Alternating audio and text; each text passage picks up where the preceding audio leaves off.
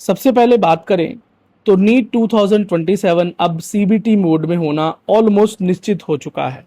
और धर्मेंद्र प्रधान जी जो कि एजुकेशन मिनिस्टर हैं, उन्होंने इस बात को लेकर जो है अपनी मोहर लगा दी है, आप ये कह सकते हैं। एकदम कंफर्म तो नहीं कहा है, लेकिन इस बात को लेकर उन्होंने ना नहीं कहा है, यानी एक डीप डिस्कशन इस चीज को लेकर चल रहा है।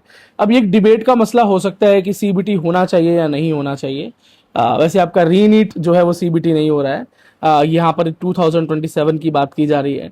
तो सीबीटी एग्जाम की अगर आप मेरी बात करो तो मेरा ये मानना है कि अगर एग्जाम सीबीटी मोड में होगा, कंप्यूटर बेस्ड होगा, तो इससे बच्चों का समय बचेगा। ओएमआर शीट फिलिंग में जो समय जाता है, अटेंडेंस शीट और इन सारी चीज़ों में जो बच्चों का समय जाता है वो बचेगा।